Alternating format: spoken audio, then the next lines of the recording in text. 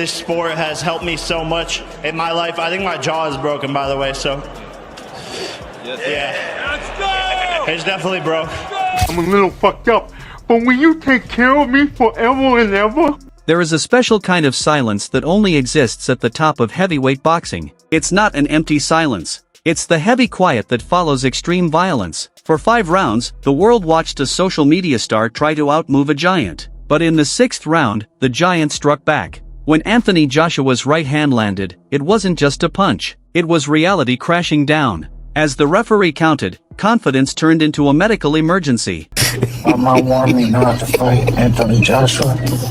I should have listened to my mom. My dad pushed me to this. Now I'm alone in the hospital. Got to eat liquid now. Anthony Joshua be ready for a... The image of Jake Paul lying face down on the canvas is already part of boxing history. But what happened next is what truly shocked people. While the crowd celebrated Joshua, panic filled Paul's corner. There was no talk of bravery or effort. Trainers checked Jake's condition, and doctors rushed in with serious concern. In seconds, entertainment turned into danger. Joshua standing alone in the ring reminded everyone that boxing isn't just business. It's brutal. Congratulations on your win tonight in Miami. So How are you feeling right now? Calm, chilled, good to get the win, but there's a lot I could have done better. So, yeah, mixed emotion. Like what? Could have done a lot better, cut the ring off, maybe done what I done in the 6th, in the 3rd, in the 2nd, even in the 1st. But a win's a win, and that's why we're here talking now. You talked about having the weight of the boxing world on your shoulders and like the purists, right? Yeah. And how do you deal with that type of pressure when the media is so fickle? 1 minute they love you, 1 minute they hate you. Do you feel that even though you won tonight, they're still not going to be pleased? So with the media, how I operate the media is you got negative and you got positive. So I do honestly focus on the positive. I don't really focus on the negative. And secondly, I just understand that while I'm in the hot seat, so let's say there's a seat, and right now I'm elevated to that hot seat, I gotta take all the shit that comes with being in that hot seat, and then once I move on from that hot seat, no one's gonna care about me anyway. So I just gotta... That's not true. It's true, it's how it goes. It's how it goes, so I know how it works. I understand the cycle. I'm currently in that motion. I'm dealing with some shit at the minute, but it won't last forever.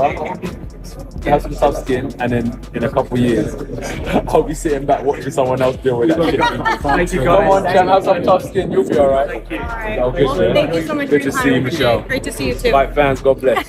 Backstage, fear replaced shock. Rumors spread fast about a career-ending injury and severe jaw damage. Talk of emergency hospital transport followed. After the fight, Joshua spoke honestly. He said he respects anyone who steps in the ring, but his goal is always to finish fights violently. He didn't just win, he destroyed his opponent. That mindset sent Jake straight to the hospital before the press conference even started. Yeah, we think he broke his jaw, he's fine.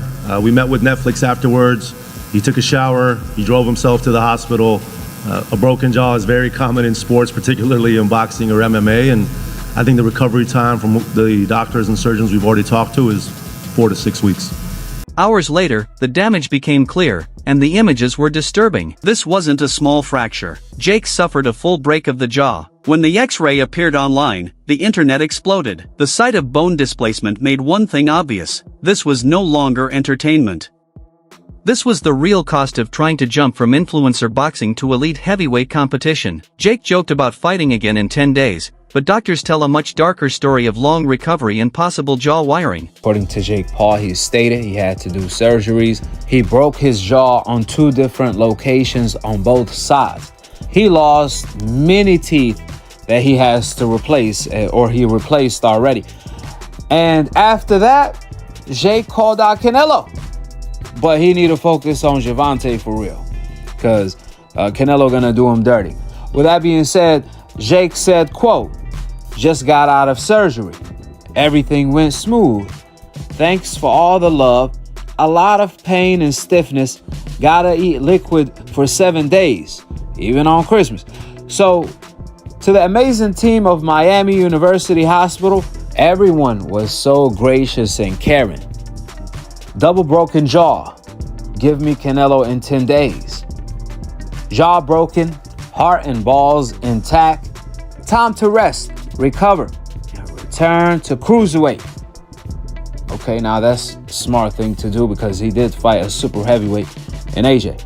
But I don't think it's going to be any sweeter at cruiserweight. But that leads to the word everyone is whispering: retirement. Headlines are pushing it hard, and not without reason. Injuries this serious always raise questions about the future. While some retirement talk is exaggerated for clicks, the truth is Jake is now forced into a long break. You don't recover quickly from a shattered face. At some point, even confidence and heart can't overcome physical limits. Tried my best. Jake done well while it lasted, but if you remember what I said in the interview with Cameron is, fighting's not just physical, it's psychological. And when you understand the psychological warfare, I did say to you is that, Jake, what's gonna happen? I'm gonna see a time when I'm gonna take your soul and you're either gonna give up or you're gonna get knocked out. And unless you have that instinct, you just will never be a good fighter. So I wish that I could have knocked him out at the start. But as we saw tonight, Jake has spirit. He has some heart. He tried his best, and I take my hat off to him because, number one, a lot of fighters haven't got in the ring with me, and Jake did. And secondly, even when he got knocked down, he kept on trying to get up, and I take my hat off to him. So America, I think you have someone who could potentially, if he still has the heart for it, come back again, dust the dirt off his shoulder, and come again and maybe sell out this center sometime in 2026. Maybe against a Gervonta Davis, a Ryan Garcia, who knows? Inside Jake Paul's camp, the response has been defensive. Logan Paul stepped in as the protective brother, calling Jake a warrior and saying his spirit can't be broken. But in boxing, spirit alone isn't enough. Skill and toughness decide outcomes. The influencer boxing wave finally hit a wall it couldn't talk past. Critics say this result was inevitable.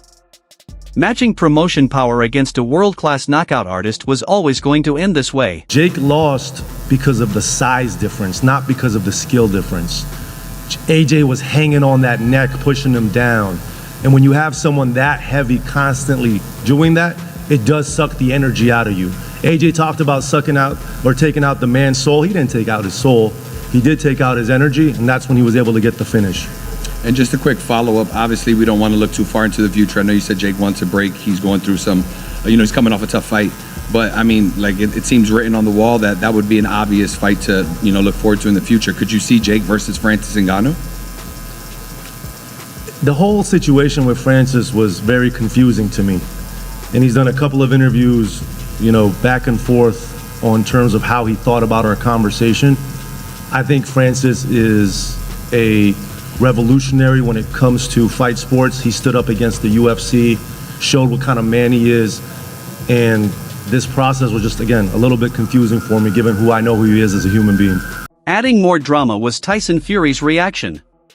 Instead of praising Joshua, the Gypsy King mocked the win. Fury claimed he would have finished Jake even faster. It was classic heavyweight mind games and pure chaos added to the aftermath.